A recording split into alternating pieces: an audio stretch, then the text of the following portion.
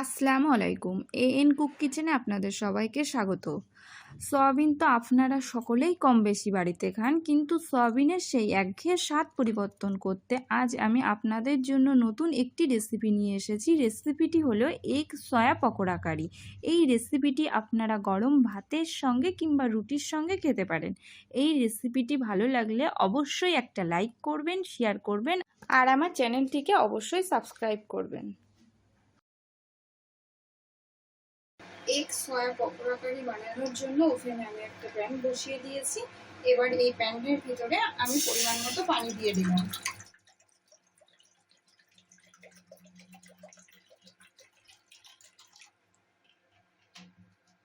এই পানির ভিতরে আমি 1 বাটি সয়াবিন ঢেলে দিলাম।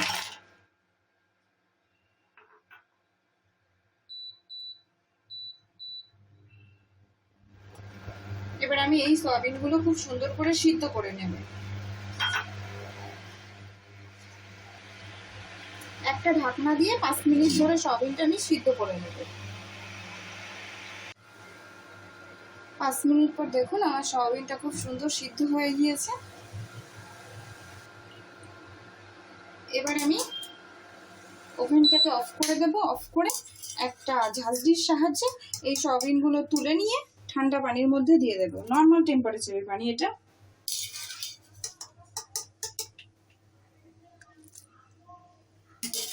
দেখুন আমার সয়াবিনগুলো কত সুন্দর বড় বড় হয়ে গেছে।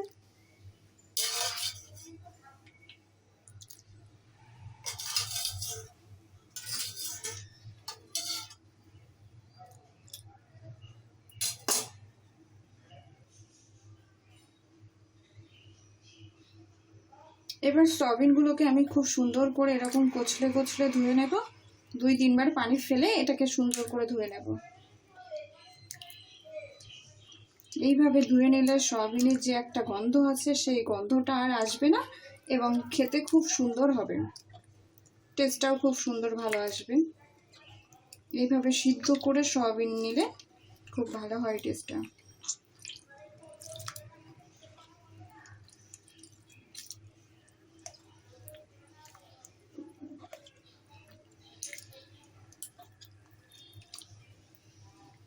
এবার নিংড়ে নিংড়ে আমি এই একটা পাত্রে রেখে দেব।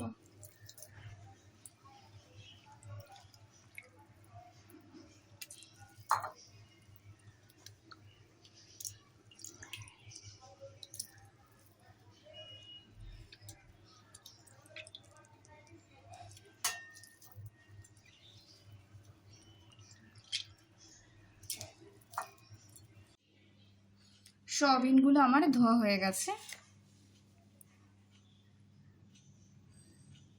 এবার এর মধ্যে আমি 1/2 চামচ লবণ দিলাম, 1/2 চামচ হলুদ গুঁড়ো দিলাম, 1/2 চামচ লঙ্কা গুঁড়ো দিলাম, 1/2 চামচ জিরের গুঁড়ো দিলাম, 1 চামচ ময়দা দিলাম, দিয়ে এর মধ্যে এবার আমি 2টো ডিম দেব।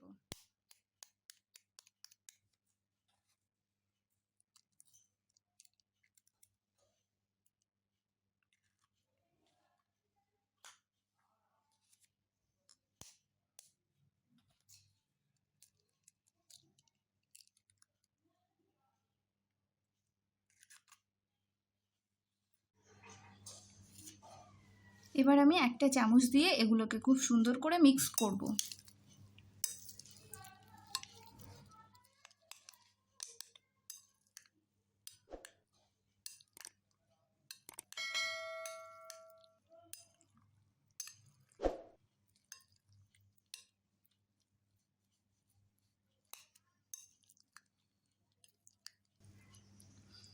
সয়াবিনগুলো আমার সুন্দর করে মেশানো হয়ে গিয়েছে। এবার আমি এটাকে 10 মিনিটের জন্য রেস্টে রেখে দেব।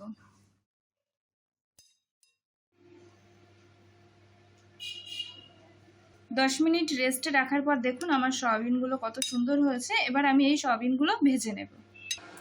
সয়াবিনগুলো ভাজার জন্য আমি কড়াইতে তেল বসিয়ে নিয়েছি। তেলটা আমার গরম হয়ে গেছে। এবার আমি সয়াবিনগুলো ভেজে নেব। আমি একটা একটা করে তেলের ভিতরে ছেড়ে দিচ্ছি।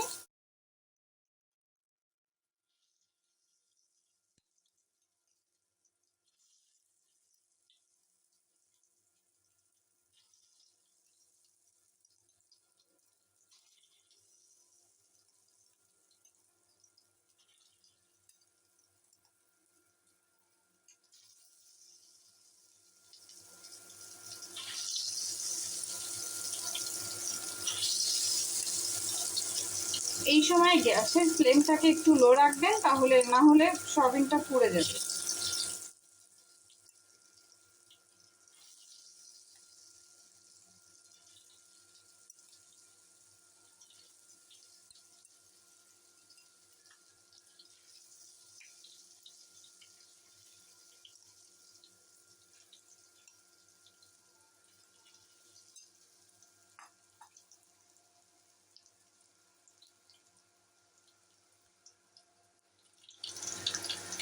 এবার আমি এটা উল্টে পাল্টে খুব সুন্দর করে ভেজে নেব।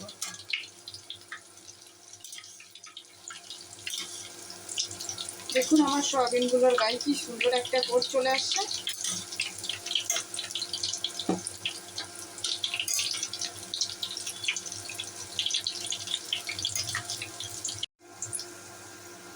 দেখুন আমার সয়াবিনগুলো খুব সুন্দর ভাজা হয়ে গেছে। দেখুন সয়াবিনগুলোর মধ্যে যখন এরকম সুন্দর একটা গোল্ডেন কালার আসবে তখন বুঝবেন সয়াবিনগুলো ভাজা হয়ে গেছে। এবার এই সময় আপনারা তুলে নেবেন। এবার আমি সয়াবিনগুলো তুলে নিচ্ছি।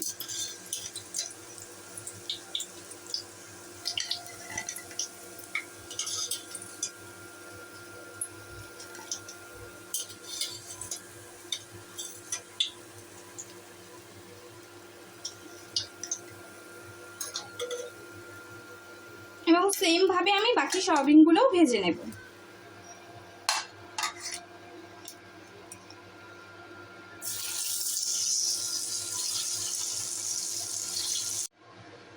এবার আমি রান্নাটা করার জন্য প্যান নিয়ে নিয়েছি।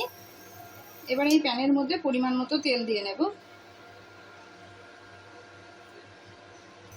আমি এতে 50 গ্রাম তেল দিয়েছি।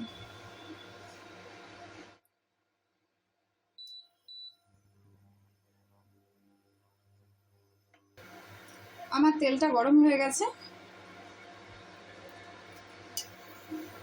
এবার আমি এই তেলের মধ্যে একটা পেঁয়াজ কুচি দিয়ে দিলাম। একটা মিডিয়াম সাইজ পেঁয়াজ আমি কুচিয়ে নিয়েছিলাম, সেই পেঁয়াজটা আমি এই তেলের মধ্যে দিয়ে দিলাম।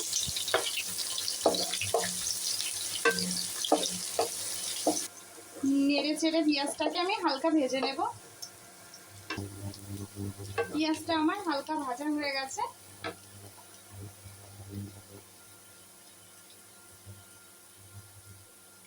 এবার আমি এই পেঁয়াজের মধ্যে 1 চামচ রসুন বাটা দিলাম, দিয়েও এটাকে আমি এবার সুন্দর করে ভেজে নেব।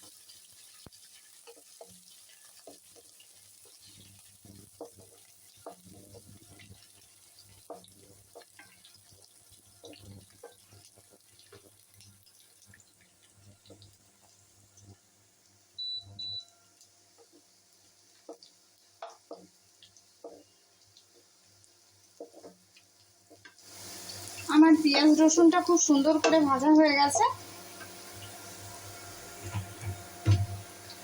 এবার আমি এর মধ্যে 500 গ্রাম আলু দিয়ে দেব।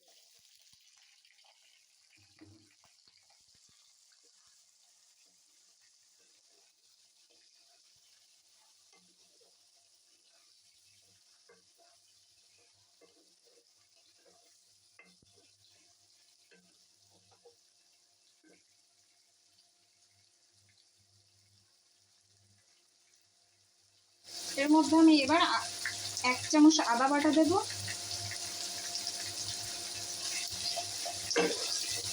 দিয়ে এটাকে আমি এবার মিশিয়ে নেব।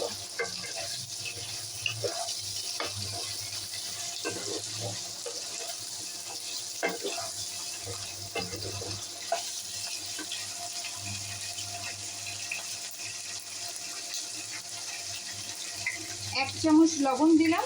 লবণটা আপনারা আপনাদের টেস্ট অনুযায়ী দেবেন। 1 চামচ লঙ্কার গুঁড়ো দিলাম।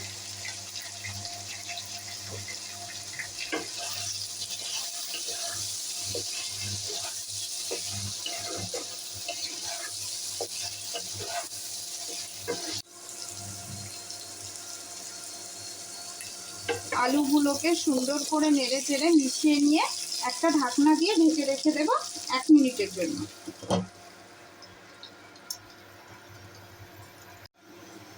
1 মিনিট পরে ঢাকনাটা খুললাম। খুলে এর মধ্যে একটা পেঁয়াজ কুচি দিয়ে দিলাম আর 1 চামচ হলুদ গুঁড়ো দিলাম। দিয়ে এটাকেও সুন্দর করে মিশিয়ে নেব।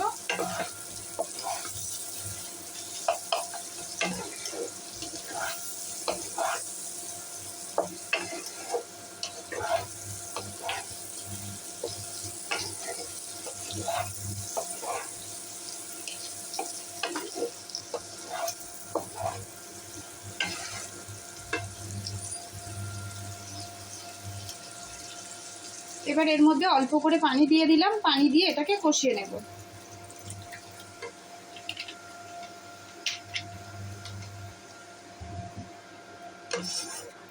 পানি দিয়েও নেড়ে চেড়ে এটাকে মিশিয়ে নেব আগে।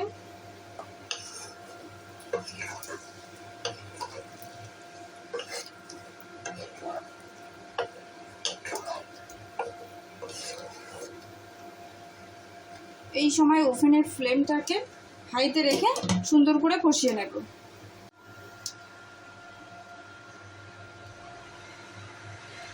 দেখুন আমার আলুগুলো খুব সুন্দরভাবে কষানো হয়ে গেছে। এর মধ্যে আমি মাঝে দুবার ঢাকনা খুলে খুব সুন্দর করে নেড়ে দিয়েছিলাম। দেখুন আমার আলুগুলো কষানো হয়ে গেছে। যখন আলুগুলো থেকে এইভাবে তেল ছাড়তে শুরু করবে তখন আপনারা বুঝবেন যে আপনাদের আলু কষানো হয়ে গেছে।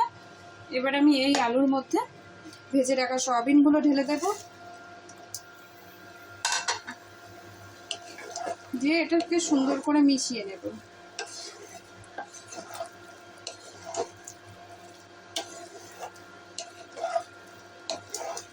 মিশিয়ে নিয়ে সয়াবিন আর আলুগুলোকে অল্প একটু কষিয়ে নেব।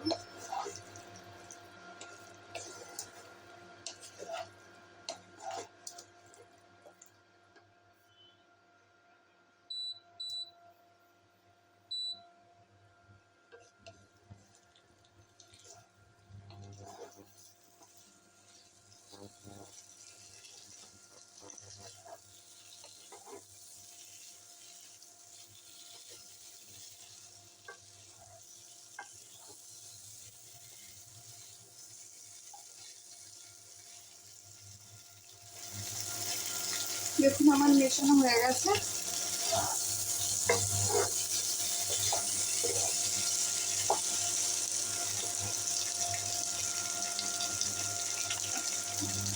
এবার আমি এর মধ্যে ঝোল দিয়ে দেব।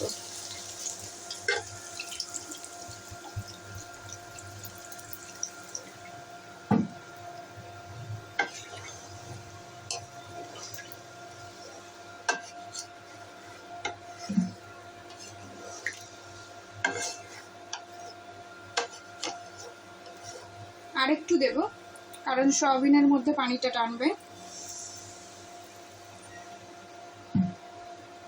দেখুন আমি কতটা দিয়েছি, আপনারা আপনাদের পরিমাণ অনুযায়ী দেবেন। যদি আলুটা শক্ত থাকে তাহলে আরেকটু বেশি দেবেন, আলুটা যদি গলে যায় আরেকটু কম দেবেন।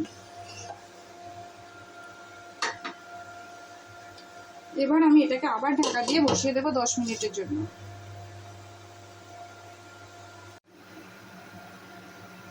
10 মিনিট পরে আমি ঢাকনাটা খুললাম।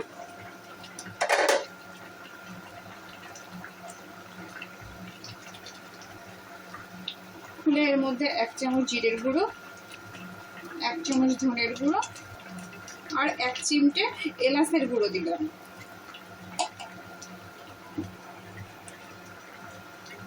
দিয়ে এটাকে নেড়ে মিশিয়ে দেব।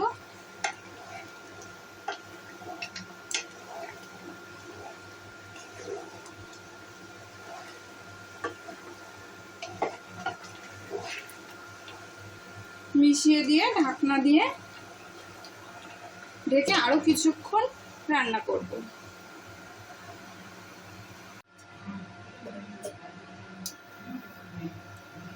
কিছুক্ষণ পরে দেখুন ঢাকনাটা খুলে দেখছি ঝোলটা অনেকটাই কমে গেছে। এই সময় আমি অল্প একটু মরিচের গুঁড়ো দিয়ে দেব,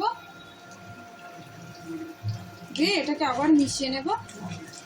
দেখুন আমার ঝোলটা অনেকটাই কমে গেছে এবং গামাখো গামাখো হয়ে গেছে।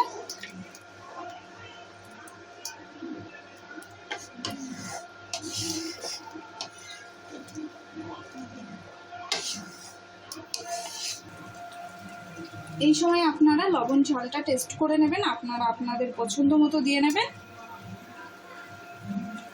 দেখুন আমার ঝোলটা খুব সুন্দরভাবে হয়ে গেছে এবং এটা থেকেও অল্প অল্প তেল ছাড়ছে। এই সময় আমি ওভেনটা বন্ধ করে দেব এবং স্ট্যান্ডিং টাইমে এটা 5 মিনিট বসিয়ে রাখবো ঢাকনা দিয়ে।